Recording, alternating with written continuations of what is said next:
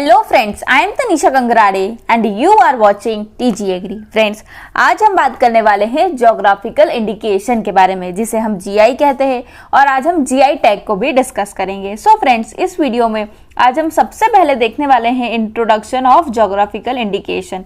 उसके बाद हम देखेंगे कि हम what do you mean by, क्या होता है ज्योग्राफिकल इंडिकेशन, इसकी क्या हिस्ट्री रही है। उसके बाद हम बात करेंगे जीआई एक्ट के बारे में जो 1999 में आया था। उसके बाद हम बात करेंगे कि ये जो जीआई एक्ट 1999 में आया था, इसकी क्या ऑब्जेक्टिव है, कैसा इसका रजिस्ट्रेशन होता है, कौन कौन अप्लाई कर सकता है जीआई के लिए, क्या इसकी रजिस्ट्रेशन प्रोसेस है, कितने समय के लिए होता है, क्या उसके प्रोहिबिशन है, इन्फ्रिंजमेंट है, और कंक्लूजन भी आज हम इस वीडियो में देखने वाले हैं।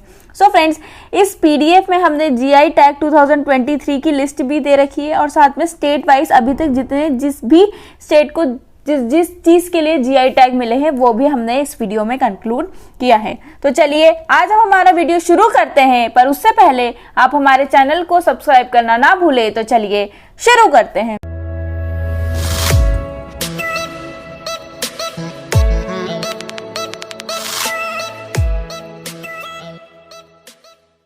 ज्योग्राफिकल इंडिकेशन, देखिए अगर हम इसका नाम देखते हैं, ज्योग्राफिकल इंडिकेशन मतलब कोई भी एक ऐसा प्रोडक्ट जो वहां की ज्योग्राफी को इंडिकेट कर रहा हो, तो उसे हम क्या कहेंगे, ज्योग्राफिकल इंडिकेशन। अब क्या इसके एग्जांपल है, जैसे आपने सुना होगा दार्जिलिंग टी, मैसूर सिल्क, बासमती चावल, कश्मीरी एप्पल, बीकानेरी भुजिया। ठीक है, इसका क्या मतलब है जब हम ये सब नाम ले रहे हैं, इट मीन्स कि जो प्रोडक्ट है उसके आगे क्या है, उसका ओरिजिन प्लेस है। इट मीन्स कि वो जो प्रोडक्ट है वो उसका जो क्वालिटी फीचर है, जो यूनिक फीचर है, वो किसकी वजह से आया है, उसके ओरिजिन प्लेस की वजह से आया है, जहां वो मैन्युफैक्चर हुआ है या फिर जहां उसका ओरिजिन हुआ है।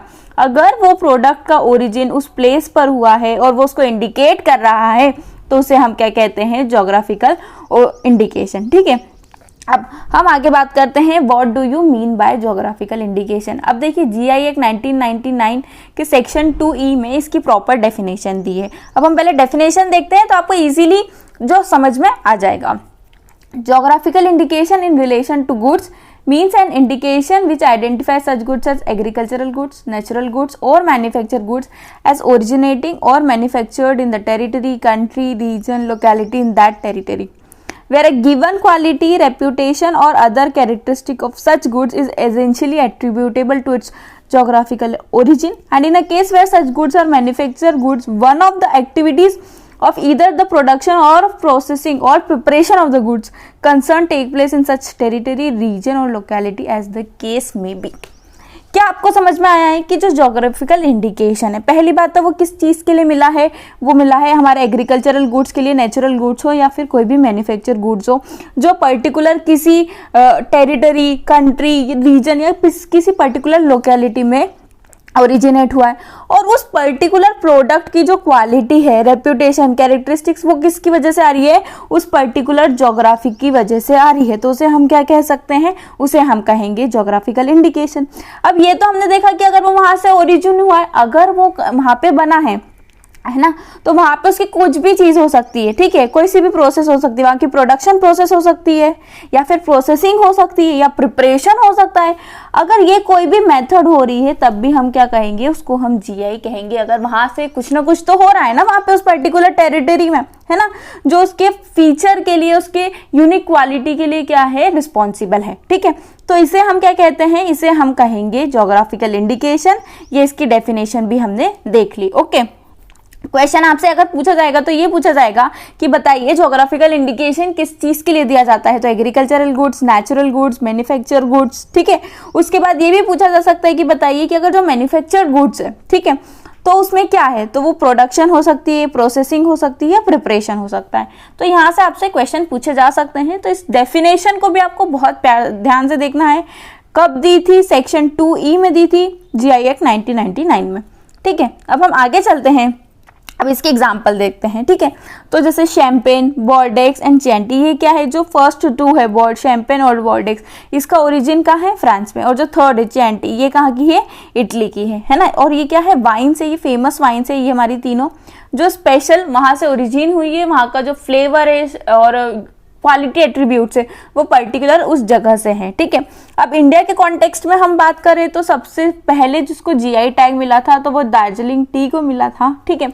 और टी बोर्ड ऑफ इंडिया ने इसे किया था, जीआई रजिस्ट्रेशन किया था, तो उन्होंने नीलगिरी टी और आसाम टी को भी अपना जीआई टैग दिलवाया है। उसके बाद कॉफ़ी बोर्ड ने किया था, तो हमारा मालाबार कॉफ़ी है, ठीक है। उसके बाद कुछ और हमारे जीआई है, जैसे Kashmiri pashmina, Mysore silk, Lucknow chikan craft and feni. कहाँ की है फैनी, ये आप मुझे कमेंट में लिख के बताएंगे। अगर हम जीआई की बात करें तो अभी तक 300 प्लस गुड्स को जीआई टैग मिल चुका है। और सबसे ज़्यादा कौन सी स्टेट को मिला है, तो कर्नाटका में सबसे ज़्यादा हमारे जीआई टैग्स हैं, और उसके बाद तमिलनाडु और केरला का नंबर आता है, ठीक है। अब अगर हम बात करें, देखिए जो जीआई टैग होता है, अगर हमने इसके पहले ट्रेडमार्क की बात करी थी, तो ट्रेडमार्क हमने क्या देखा था, वो किसी एक पर्टिकुलर कंपनी का होता है, वो उसको क्या करते हैं, यूज करते हैं। पर अगर हम जीआई टैग की बात करते हैं तो ये क्या है, एक पब्लिक बोल सकते हैं प्रॉपर्टी है, ठीक है। जो भी उस पर्टिकुलर एरिया में रहता है वो उसको यूज कर सकता है। इट मीन्स जैसे कि अगर हम दार्जिलिंग टी की बात कर रहे हैं तो वो किसी एक कंपनी से, हमने कंपनी के लिए नहीं है, वहां पे जितनी भी दार्जिलिंग में जितनी भी टी से रिलेटेड कंपनी होगी वो सब इसको यूज कर सकते हैं, ठीक है। तो जैसे कि हमने ट्रेडमार्क देखा था, वो क्या है, पर्सनल बोल सकते हैं, तो जीआई हमारा कैसा है, एक पब्लिक प्रॉपर्टीज को मानी गई है, ठीक है। अब हम आगे देखते हैं कि इसमें और क्या क्या चीजें आती है। अब हम बात करने वाले हैं इसकी हिस्ट्री के बारे में कि इसकी क्या हिस्ट्री रही है। जीआई अगर इंडिया में इंट्रोड्यूस हुआ तो इसके बारे में क्या इसके पीछे रीजन है, ठीक है। 1999 के पहले हमारे पास कोई भी ज्योग्राफिकल इंडिकेशन जैसा लॉ या एक्ट नहीं था। 1999 में इसे इंट्रोड्यूस किया गया और 2003 में इसका एनफोर्समेंट हुआ। तो इसके पीछे क्या 3 कंट्रोवर्शियल केस है, सबसे पहले हम वो स्टडी करेंगे ताकि हमें समझ में आ जाए कि अगर जीआई इंडिया में इंट्रोड्यूस हुआ है तो क्यों हुआ है। देखिए, इसके पीछे 3 मेन कंट्रोवर्शियल केस थे, नीम के, टर्मरिक के और बासमती राइस के, ठीक है। हम जानते हैं कि नीम का नाम क्या है, एजेडी रेक्टा इंडिका, और कौन सी इसकी नेटिव प्लेस है, तो इंडिया और साउथ ईस्ट कंट्रीज जो है इसकी नेटिव प्लेस है, ठीक है। अब हमारे बहुत ही पुराने टाइम से हमारे वेदों में भी नीम के बारे में लिखा है कि नीम एक बहुत ही इंपॉर्टेंट प्लांट है जिसमें बहुत सारे कैरेक्टरिस्टिक फीचर्स देखे गए हैं, जैसे कि वो क्या होता है, एंटीवायरल होता है, एंटीसेप्टिक होता है, एंटीपायरेटिक होता है, और साथ में एंटी फंगल भी प्रॉपर्टीज भी हमें बहुत टाइम से पहले हमें पता है और हम इसके ऊपर अप्लाई भी करते थे, ठीक है। पर अब देखिए क्या हुआ, 1971 में एक यूएस टिम्बर इंपोर्टर थे, है ना। 1971 में यूएस में एक टिम्बर इंपोर्टर थे।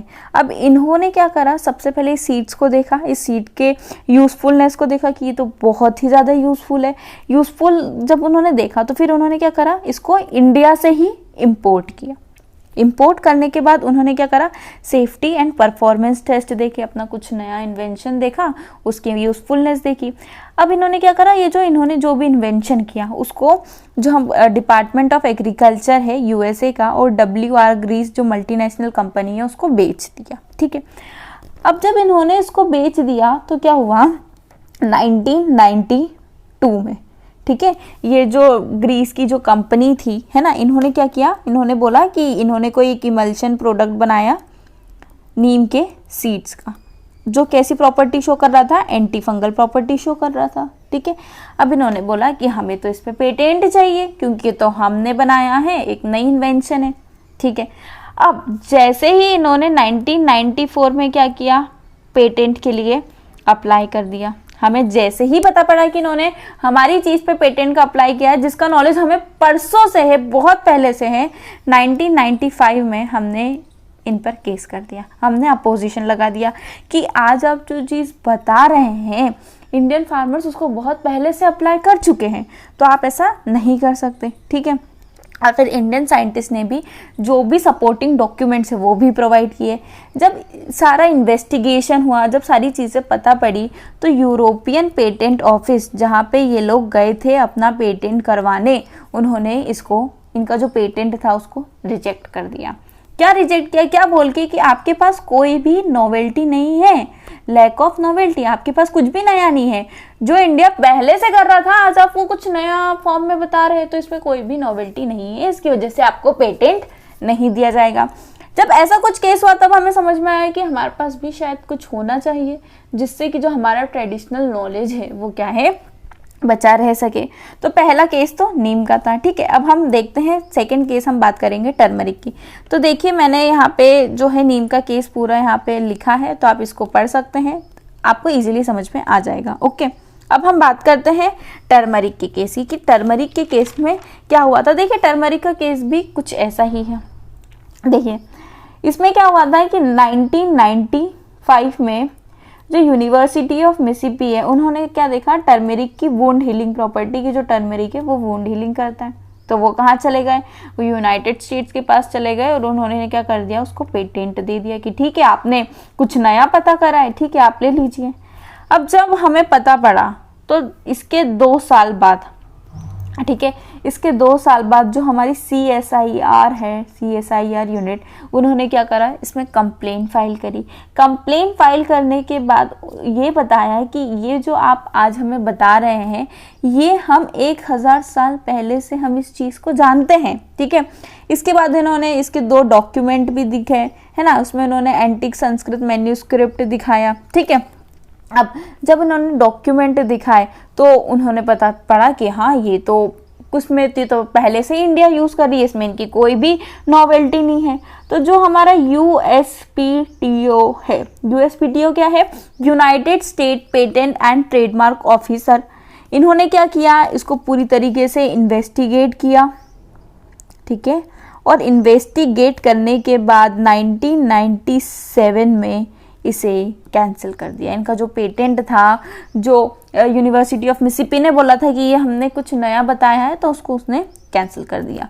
क्या रीज़न दिया इसके पीछे भी, कि आपके पास कोई भी नॉवेल्टी नहीं है, due to lack of novelty, ठीक है। तो ये था हमारा सेकंड केस टर्मरिक का, है ना। जो देखिए नीम के केस में भी देखा कि हमको पहले से नॉलेज था, हमारे पास कुछ ऐसा था नहीं जिसको हम उसको प्रोटेक्ट करके रख सके। टर्मरिक के केस में भी यही हुआ, हमें पहले से नॉलेज था, हम उसको अप्लाई भी करते थे, पर हमारे पास कोई भी ऐसा प्रोटेक्शन की चीज़ नहीं थी जिससे हम उसको प्रोटेक्ट कर सके, है ना। अब तीसरा केस आता है हमारे पास बासमती का। हम बासमती का जानते हैं क्या होता है, किस चीज़ के लिए फेमस है, वो उसकी खुशबू के लिए फेमस है, इसलिए उसे क्या कहा जाता है, क्वीन ऑफ फ्रेग्रेंस भी कहा जाता है। हम जानते हैं कि इसका ओरिजिन क्या है, इसका ओरिजिन है इंडिया का मेनली पंजाब रीजन। अब देखिए Texas based rice tech company ने क्या किया, 1997 में उन्होंने क्या करा, एक बासमती राइस लिया, बासमती राइस को किसी सेमी द्वार वैरायटी के साथ क्रॉस किया और कुछ सीड्स बनाए। अब इन्होंने इसका नाम क्या रख दिया, जैसमती, टेक्समती, कैसमती, इन्होंने इसका नाम रख दिया और फिर उस पर क्या कर लिया, इसका पेटेंट ले लिया, ठीक है। तो उसके बाद हमने क्या किया, 1997 के बाद हमने क्या किया कि जब उन्होंने पेटेंट लिया तब हमने देखा कि ये तो हमारी ही वैरायटी से क्रॉस कर लिया और कुछ भी आपने ऐसा बना दिया, अपना नाम रख दिया और पेटेंट ले लिया। तो फिर हमने क्या करा, उसको रिक्लेम किया कि आप ऐसा नहीं कर सकते। फिर उन्होंने फिर से जो USPTO है, उन्होंने उसको क्या करा, उसको पूरा एग्जामिन करा और फिर पता पड़ा कि नहीं ये इंडिया का है, इंडिया से ओरिजिन है, तो आप इस पे पेटेंट नहीं ले सकते, ठीक है। उन्होंने बताया कि इसमें आपकी कोई भी नॉवेल्टी नहीं है, कोई भी इन्वेंटिवनेस नहीं है, आप इस पे नहीं ले सकते। तो ये क्या रहे, 3 ऐसे मेन केस रहे जिससे हमें पता पड़ा कि हाँ जो भी इंडिया से ओरिजिन प्रोडक्ट है उसका भी कुछ ना कुछ ज्योग्राफिकल इंडिकेशन होना चाहिए जो हमारी ज्योग्राफी को इंडिकेट करे, वरना तो हर कोई हमारी जो भी हमारे प्रोडक्ट है उसका क्या ले लेगा, पेटेंट ले लेगा, भला ही हमारे यहाँ से उसका कब से यूज होते जा रहा है। देखा ही अभी हमने कि नीम के केस में भी देखा, टर्मरिक के केस में भी देखा और बासमती के केस में भी हमने इस चीज को ऑब्जर्व किया कि हमारे ही नॉलेज का गलत यूज किया जा रहा है, ठीक है। अब हम बात करते हैं GI एक्ट 1999 के बारे में। देखिए अभी मैंने आपको बताया कि ये 3 केसेस के बाद GI एक्ट को लाया गया। अब ठीक है, ये कब आया था, ये 1999 में आया था और 15 सितंबर 2003 में इसका एनफोर्समेंट किया गया। और जो ज्योग्राफिकल इंडिकेशन एक्ट आया 1999 में, एनफोर्समेंट हुआ 2003 में और साथ में एक रूल भी आया था, ठीक है। वो कब आया था, 2002 में। ये बहुत अच्छे से याद रखिए क्योंकि यहाँ पे ही क्वेश्चन में हम क्या होते हैं, कंफ्यूजिंग होते हैं कि पहले कौन आया था, दूसरी कौन आया और दोनों का एनफोर्समेंट कब हुआ था। तो देखिए एक्ट आया 99 में, रूल आया 2002 में और दोनों का जो एनफोर्समेंट है वो कब हुआ, 15 सितंबर 2003 में इसका एनफोर्समेंट हुआ था, ठीक है। तो ये बात की हमने GI इंडिकेशन एक्ट 1999 के बारे में। ओके, अब हम बात करने वाले हैं इसके ऑब्जेक्टिव्स के बारे में कि इसके क्या ऑब्जेक्टिव्स रहे हैं कि हमने इसको क्यों बनाया। तो देखिए सबसे पहला तो ये होता है कि जो भी हमारी ज्योग्राफिकल इंडिकेशन का मिसयूज हो रहा है वो नहीं होना चाहिए। अगर हमने पहले ही लिख दिया कि जो हमारे है कहाँ का बासमती राइस कहाँ का है, पंजाब का, तो वो पहले ही उसने शो कर दिया कि ठीक है अब इसका कोई मिसयूज नहीं कर सकता। ठीक है, उसके बाद ऑब्वियसली अगर कोई हमारी स्पेशलिटी होगी तो हमारा एक्सपोर्ट बढ़ेगा, हमारा इकोनॉमिक में क्या होगा, हमारा जो इकोनॉमी है उसमें भी इसकी बढ़ोतरी होगी। ठीक है, तो अगर हम बात करते हैं तो जीआई बहुत ही ज्यादा इंपॉर्टेंट होते हैं। ठीक है, अब जैसे कश्मीरी एप्पल, ठीक है, जब हम देख लेते हैं कि अरे कश्मीरी एप्पल, तो हम एक अलग ही हम होते हैं कि नहीं अब तो इसे खरीदना है, अब तो इसे खाना है। तो जीआई बहुत ही ज्यादा इंपॉर्टेंट होता है ना। ये अभी हमने देखे इसके क्या ऑब्जेक्टिव्स रहे हैं। अब हम आगे बात करने वाले हैं ज्योग्राफिकल इंडिकेशन रजिस्ट्रेशन के बारे में। तो देखिए सेक्शन 8 जो है जीआई एक्ट 1999 में उन्होंने बताया है कि उनकी जो एक रजिस्ट्रार की लिस्ट होती है। ठीक है, उन लिस्ट में जितने भी गुड्स दिए गए हैं उसको आप क्या कर सकते हैं, ज्योग्राफिकल इंडिकेशन आप उसको दिला सकते हैं। अब ठीक है, अब आप जो पर्टिकुलर इंडिकेशन या ज्योग्राफिकल इंडिकेशन जिससे भी दिला रहे वो पर्टिकुलर रीजन के लिए है, लोकेलिटी के लिए है, टेरिटरी के लिए या पूरी कंट्री के लिए एप्लीकेबल है। ठीक है, अब जैसे कश्मीरी एप्पल, ठीक है, अब कश्मीरी एप्पल वो पर्टिकुलर कश्मीर के लिए, क्योंकि वो पूरे इंडिया में नहीं होते ना, साउथ में नहीं होते हमारे कश्मीरी एप्पल। ठीक है, तो वो पर्टिकुलर किसके लिए हो गए, पर्टिकुलर एक जगह के लिए हो गए, है ना। अब उसके बाद अगर हम बात करें तो ये होते हैं इंटरनेशनल डिविजन्स पे, नेशनल डिविजन्स पे, तो ये सब चीज़ों को भी देखा जाता है। ओके, अब हम बात करते हैं कि कौन उसके लिए अप्लाई कर सकता है, who can apply for GI. ऐसा थोड़ी है कि आज मैंने कुछ देखा हूँ और मैं उसका जीआई लेने चले गई तो मुझे मिल जाएगा, नहीं। देखिए कोई भी यूनियन ऑफ पर्सन हो सकता है, प्रोड्यूसर्स हो सकते हैं, कोई भी ऑर्गेनाइजेशन अथॉरिटी हो सकती है, ठीक है, वो जाकर उसके जीआई के लिए अप्लाई कर सकती है। ठीक है, अब यहाँ बात करी मैंने प्रोड्यूसर्स की, तो प्रोड्यूसर्स में कौन कौन आ सकते हैं। देखिए तो सबसे पहले anyone who provide the goods in case agricultural goods involve the person who prepare और पैकेज सच गुड्स। ठीक है, एग्रीकल्चरल गुड्स में फार्मर्स के पास ना कुछ अपनी ऐसी वेराइटीज होती है जो बहुत ही स्पेशल होती है, वहीं का यूनिक फीचर होती है। ठीक है, तो वो इस केस में आते हैं। सेकेंड आता है anyone who utilise the good in case of natural goods. ठीक है, सेकेंड। अब हम बात करते हैं कि और कौन कौन आता है, एनीवन हु क्रिएट्स और produce the handwork of manufacture goods. किसी ने उसको बहुत अच्छे से क्रिएट किया हो, किसी ने उसको बनाया हो, किसी का वो हैंडवर्क हो, पर्टिकुलर एरिया रीजन का हो, तो वो उसे अप्लाई कर सकते हैं। एनीवन हु परचेसेस और trade in such production, exploitation, building और मैन्युफैक्चरिंग ऑफ द गुड्स। ठीक है, तो ये सभी क्या कर सकते हैं, जीआई के लिए अप्लाई कर सकते हैं। ठीक है, अब हम बात करते हैं रजिस्ट्रेशन प्रोसेस क्या है इंडिया में जीआई के लिए। तो सबसे पहले आप क्या करते हैं कि एप्लीकेशन को फाइल करेंगे, फिर उसका क्या एग्जामिनेशन होगा, उसका कोई ऑब्जेक्शन होंगे तो वो भी लगेंगे, है ना। फिर आपकी हियरिंग की अपॉर्चुनिटी दी जाएगी, अगर सही रहा तो ठीक है आगे जाएंगे, वरना रिफ्यूज कर दिया जाएगा। ठीक है, अब आगे हम देखते हैं कि अपॉर्चुनिटी, हियरिंग की अपॉर्चुनिटी दी और उसको एक्सेप्ट कर लिया गया कि नहीं ठीक है आपका जो है सही है। फिर क्या करेंगे, एडवर्टीजिंग देंगे जीआई जर्नल में। ठीक है, फिर उसको एंटर करेंगे जीआई रजिस्ट्रेशन, है ना। फिर उसमें देखेंगे कि कोई अपोजिशन आया है क्या, अगर अपोजिशन आया है तो उसको अलाउ करेंगे या फिर रिफ्यूज कर देंगे, जो भी होगा। नहीं तो क्या करेंगे, उसको एक्सेप्ट कर लिया जाएगा। और अगर कोई अपोजिशन नहीं आता है तो एंटर करने के बाद हम क्या करते हैं, रजिस्ट्रेशन सर्टिफिकेशन इशू करवाएंगे। ठीक है, और फिर हम क्या करते हैं, जो भी है उसका रजिस्ट्रेशन करवा लेंगे, जो भी आपका प्रोडक्ट है। ठीक है, तो ये पूरी एक चेन है जिसके थ्रू हम क्या करते हैं, जीआई का रजिस्ट्रेशन करवाते हैं। किस तरीके से करवाना है आप यहाँ पे उसको देख सकते हैं। ओके, अब हम आगे चलते हैं और आगे हम बात करते हैं ड्यूरेशन ऑफ रजिस्ट्रेशन की, कितने साल के लिए होता है। तो देखिए ज्योग्राफिकल इंडिकेशन का जो रजिस्ट्रेशन है वो मेनली 10 ईयर्स के लिए होता है। फिर आगे आपको उसको और करवाना है तो आपको रिन्यूअल फीस देके, उसका पेमेंट देके आप उसको रिन्यू करवा सकते हैं। ठीक है, अब नेक्स्ट है प्रोहिबिशन। क्या प्रोहिबिशन है, ऑब्वियसली अगर जो भी एक्ट है, लॉ है, अगर उसके लिए कुछ है तो उसके कुछ ना कुछ प्रोहिबिशन भी होते हैं कि नहीं आप अगर ये कैटेगरी है तो आप इसको जीआई एक्ट नहीं ले सकते। तो अब हम आगे देखेंगे कि क्या क्या है। तो सेक्शन 21E में इसको मेंशन किया गया है। ठीक है, तो अब हम आगे इसके प्रोहिबिशन देखते हैं। तो ऐसे कोई प्रोडक्ट जो डिसीव या किसी को कंफ्यूज कर दे तो आप इन सब का जीआई नहीं ले सकते। ठीक है, जो किसी लॉ के अपोज हो तो भी आप उसका जीआई नहीं ले सकते, है ना। जो डिस्प्यूटेबल या ऑफेंसिव मैनर में हो, किसी पर्टिकुलर रिलीजन को अगर हर्ट कर रहा हो, तो आप इन सभी चीज़ को जीआई नहीं ले सकते। ठीक है, तो ये सारी चीज़ें मैंने यहाँ पे मेंशन कर दी है, आप इसको एक बार देख लीजिएगा कि किस किस में क्या क्या इसके प्रोहिबिशंस रहे हैं। ओके, अब हम बात करने वाले हैं इसके इन्फ्रिंजमेंट में कि इसके क्या क्या इन्फ्रिंजमेंट होते हैं। देखिए, सबसे पहले इंपॉर्टेंट चीज़ कि जो जीआई का रजिस्ट्रेशन है, ठीक है, वो मैंडेटरी नहीं है, इट्स नॉट मैंडेटरी।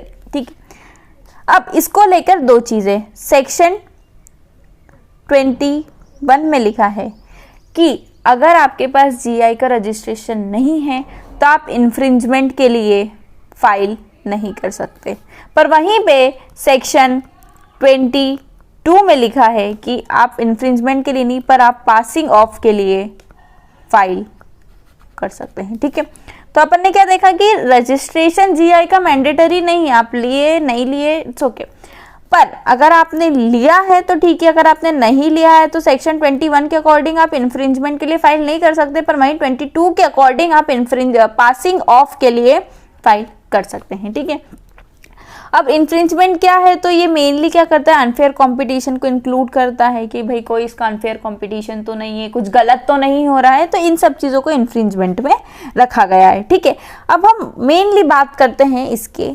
कंक्लूजन पे कि इसका कंक्लूजन क्या है। अभी तक हमने इतना जीआई पढ़ा, व्हाट इज इट्स इंपॉर्टेंस, क्या क्यों हम इसको लाए हैं। तो देखिए, हम जानते हैं कि इंडिया एक एग्रीकल्चरल इकोनॉमी है और आज भी हमारा जो एग्रीकल्चर का जीडीपी परसेंटेज है वो 18% है। ठीक है, और 60% से ज़्यादा पॉपुलेशन क्या है, एग्रीकल्चरल इंडस्ट्रीज़ में अपना योगदान दे रहे हैं। हम जानते हैं कि फार्मर्स, और आज भी हमारे पास इतना अच्छा ट्रेडिशनल नॉलेज है जिसको पर्टिकुलरली हम बोल सकते हैं कि हमको उसको राइट दिलाना पड़ेगा, उसका इंडिकेशन दिलाना पड़ेगा, अदरवाइज क्या होगा, उसको कहीं किसी और तरीके से यूज़ करेगा, कोई और यूज़ करेगा और हमारे फार्मर्स को जो हमारा नॉलेज है उसका लॉस होगा। ठीक है, तो ये मेनली इसका कंक्लूजन है कि why GI is most important for our country. ठीक है, तो ये अभी हमने देखा जीआई। ठीक है, जीआई क्या होता है, क्या इसका रजिस्ट्रेशन प्रोसेस है, क्या इसके इन्फ्रिंजमेंट्स है, और क्या 3 कंट्रोवर्शियल केस है। सबसे इंपॉर्टेंट ये 3 कंट्रोवर्शियल केस कि जीआई क्यों इंडिया में लॉन्च किया गया, जीआई एक्ट 1999, जीआई रूल, इन सभी के बारे में हमने अभी डिस्कस किया। ठीक है फ्रेंड्स, हमने इस पीडीएफ में हमने लिस्ट भी दी है जीआई टैग की 2023 में कि कौन कौन से है। तो देखिए, जैसे कश्मीरी सेफ्रॉन जम्मू कश्मीर को, मणिपुरी ब्लैक राइस मणिपुर को, कोडाईकनाल मलाई पोंडू तमिलनाडु को। ठीक है, ये सारी लिस्ट हम आगे आपको दे चुके हैं, तो आप इस लिस्ट को अगर डाउनलोड करना चाहते हैं तो आप हमारी पीडीएफ को डाउनलोड कर लीजिएगा, आप उसको देख सकते हैं। ठीक है, तो ये पूरी लिस्ट है। ठीक है, और साथ में हमने 2023 की तो दी ही है, पर साथ में हमने अभी तक स्टेट वाइज लिस्ट दे दी गई है पूरे जीआई टैग की कि कौन से पर्टिकुलर स्टेट में किसको जीआई टैग किस किस चीज़ों के लिए मिला है, क्या क्या चीज़ें अभी तक उसमें रही है। ठीक है, तो आप इसे देख सकते हैं, आप उसे पढ़ सकते हैं। अगर आपको पढ़ना है तो आप लिंक से इसे डाउनलोड कर सकते हैं। सो फ्रेंड्स, आई होप आपको आज का वीडियो हमारा पसंद आया होगा और अच्छे से समझ में भी आया होगा। फ्रेंड्स, अगर फिर भी आपको कोई भी डाउट हो, क्वेरी हो, तो आप हमें यूट्यूब पर कमेंट करके पूछ सकते हैं। साथ ही आप हमारे इंस्टाग्राम और फेसबुक पेज को भी फॉलो कर सकते हैं, जिसकी लिंक हमने डिस्क्रिप्शन में दी है। साथ ही आप हमारे व्हाट्सएप ग्रुप और टेलीग्राम चैनल को भी ज्वाइन कर सकते हैं, जिसकी लिंक हमने डिस्क्रिप्शन में दी है। फ्रेंड्स, हमारी वेबसाइट भी है tgagri.com करके, जहां पर आपको एग्रीकल्चर के सभी पीडीएफ सभी चीज़ बहुत ही प्रॉपर मैनर में मिलेगी, तो आप एक बार वहां पर ज़रूर विजिट कीजिएगा। और साथ ही अगर आप इस पीडीएफ को डाउनलोड करना चाहते हैं तो इसकी लिंक भी हमने डिस्क्रिप्शन में दी है। तो फ्रेंड्स, इस वीडियो को हम यहीं ख़त्म करते हैं, पर उससे पहले stay healthy and stay happy. Thank you.